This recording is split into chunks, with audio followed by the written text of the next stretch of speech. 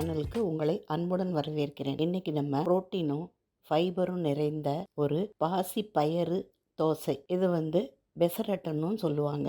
முளைக்க வச்ச பாசி பயிரை வச்சு எப்படி அதே பெசரட்டை நம்ம செய்து சாப்பிடலாம் பார்க்கலாம் வாங்க.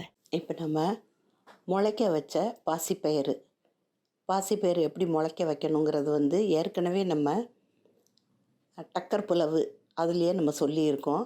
தேவைப்படுறவங்க அதை போய் பார்த்துக்கோங்க, நம்ம சேனல்லே இருக்குது.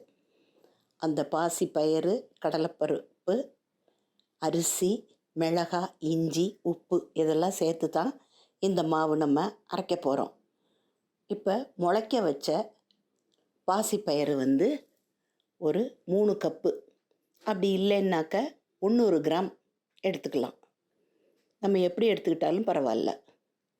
அரிசி ஒரு 250 கிராம், அப்படி இல்லைன்னா 2.5 கப்பு எடுத்துக்கோங்க.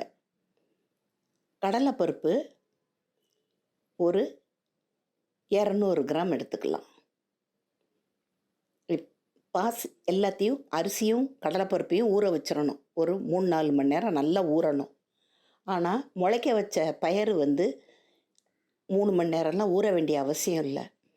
இந்த ரெண்டையும் அரிசியும் கடலைப்பருப்பையும் அரைக்கும்போது ஒரு 1/4 மணி நேரம் வலிக்கிறதுக்கு 1/4 மணி நேரத்துக்கு முன்னாலேயோ இல்லை ஒரு 1/2 மணி நேரத்துக்கு முன்னாலேயோ, 1/4 மணி நேரத்துலேருந்து 1/2 மணி நேரத்தில் அந்த பருப்பையும் ஒரு அலசிட்டு அப்படியே அதோடு சேர்த்து போட்டு ஒரு சுற்ற வேண்டியது தான்.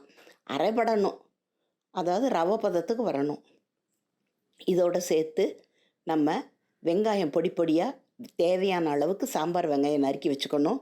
மிளகாய் காரத்துக்கு தகுந்தா போல் இஞ்சியும் ஒரு 2 இன்ச்சு துண்டளவுக்கு நறுக்கி போட்டு அரைக்கணும். வேண்டாங்கிறவங்க வெங்காயத்தோட பச்சை மிளகாயவும் இஞ்சியவும் நறுக்கி வதக்கியும் சேர்த்துக்கலாம்.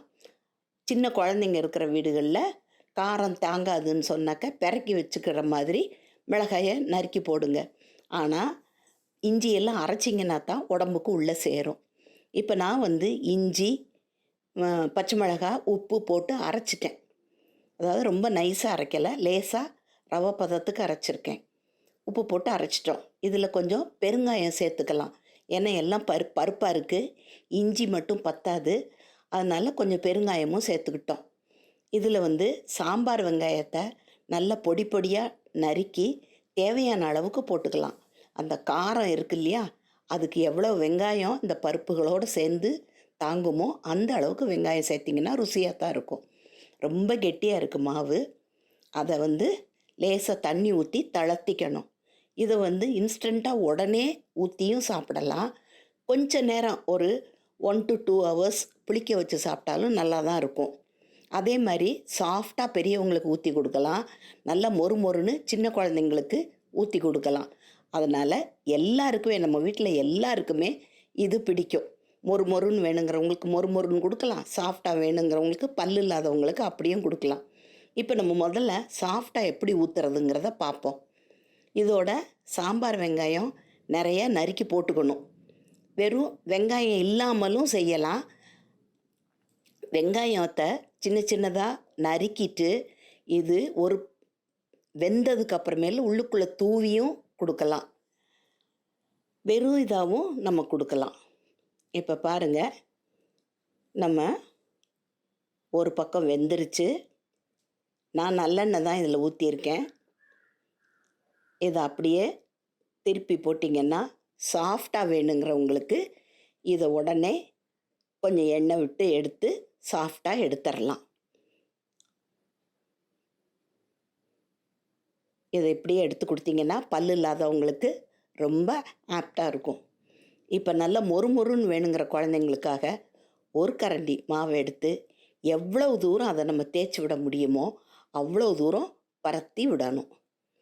அப்போ தான் நல்லா மொறுன்னு கிடைக்கும். கொஞ்சம் எண்ணெய் ஊற்றிக்கோங்க. நான் எப்போவுமே சொல்லுவேன், பச்சை எண்ணெய் சாப்பிட்றது தான் உடம்புக்கு நல்லதுன்னு. ஆனால் இந்த மொறுன்னு வேணுங்கிறதுக்கெல்லாம் எண்ணெய் நம்ம ஊற்றினா தான் மொறுன்னு இருக்கும். அதிலிருந்தே தெரியும் இது ஆரோக்கியத்துக்கு உகந்தது அல்ல ரோஸ்ட்டு அப்படிங்கிறது.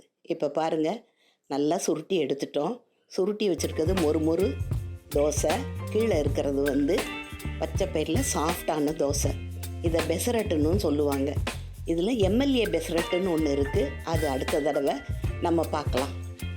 இப்போ ஒரு ருசியான, ஆரோக்கியமான, ஹெல்தியான, ஆத்தென்டிக்கான ஒரு ரெசிபி பார்த்துருக்கோம்.